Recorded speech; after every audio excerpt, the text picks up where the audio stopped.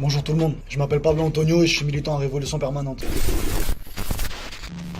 Je suis à la Reinerie, là, dans un quartier de Toulouse, et vous n'êtes pas sans savoir qu'en ce moment, les violences policières s'accentuent. Avec le confinement, on voit chez les policiers un sentiment d'impunité encore plus gros. Et ça donne quoi? Un accroissement des brutalités policières, qui ne sont pas des bavures, puisque pour moi et pour nous, dire bavure, ça participerait à l'idée qu'il y aurait des bons et des mauvais flics, alors que l'institution policière est par essence répressive et violente. C'est le bras armé de l'État, qui réprime sans cesse les pauvres, les habitants de quartier, etc. Dans ce contexte, 5 personnes sont décédées des suites d'un contrôle de police dans la semaine du 8 au 15 avril. On voit aussi des dizaines et des dizaines de témoignages de violences policières, vraiment très durs à regarder, bien souvent accompagnés d'insultes racistes qui fleurissent partout sur le réseau. À Villeneuve, à Gennevilliers, dans les Yvelines où la police a tiré sur une gamine de 5 ans, et plein d'autres violences.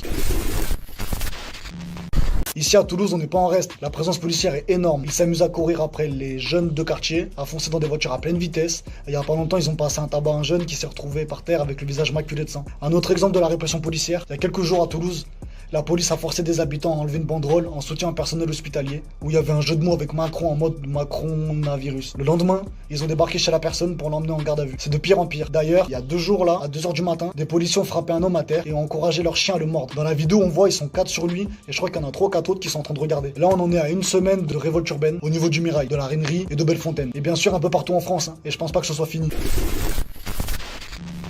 Pour nous, ces révoltes, elles sont légitimes. Elles sont bien loin des raisons fantasmées des médias dominants qui parlent de tension à cause du manque de drogue ou je sais pas quoi. Ça, c'est la parole de journalistes qui ne viennent jamais chez nous et qui visent une seule chose, invisibiliser les raisons politiques de ces révoltes et diaboliser encore et toujours les habitants des quartiers populaires. Il y a une réelle dimension politique à ces révoltes. Ce sont les mêmes qui sont obligés d'aller taffer dans des secteurs bien souvent en première ligne avec pas ou alors avec très peu de protection, qui mettent leur vie en danger pour un salaire dérisoire, limite insultant, parce que précarité oblige. Et quand ils rentrent du travail, ils se font au mieux humilier et au pire violentés par la police. Faut surtout pas se méprendre sur le rôle de cette police. La police n'est pas là, n'a jamais été là pour nous protéger. Elle protège les institutions bourgeoises et les intérêts des capitalistes. Maintenant, même les personnes qui n'étaient pas forcément confrontées à la brutalité policière s'en rendent compte. Depuis 2018, avec le mouvement des Gilets jaunes, les gens ont bien compris, à force de se faire éborgner, et que la police, elle réprime les travailleurs, les pauvres et ceux qui osent relever la tête. Tandis que les politiciens, les patrons, eux, ils n'ont pas grand chose à craindre de leur police. Détournement d'argent public, évasion des paradis fiscaux, ils sont jamais inquiétés par la police et par la justice. Que ce soit lors de nos piquets de grève, lors des marches de gilets jaunes, ou ici, dans les quartiers populaires, c'est la même police qui nous frappe et qui protège les capitalistes. J'ai plein d'exemples en tête, mais pour symboliser cette prise de conscience, on peut par exemple parler de la jonction qui s'est faite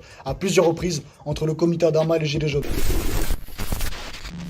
C'est aussi à nous, la jeunesse, qu'elle soit étudiante ou pas, qu'elle vive ou non en banlieue, d'oser parler et d'oser dénoncer ce qui se passe. Faut vraiment qu'on parle de la réalité et pas des fausses infos qui viennent des médias archi-orientés, qui invisibilisent les vraies raisons des révoltes et de pourquoi la répression est aussi intense dans les quartiers et envers les personnes racisées. Et s'il vous plaît, les frères et les sœurs, entendons-nous, la police n'est pas réformable. Peu importe leur salaire, ils ne sont pas dans notre camp social, ils ne commettent pas des bavures, ils font leur travail tout simplement. La plupart votent à l'extrême droite et il n'y a rien d'étonnant à ça en fait.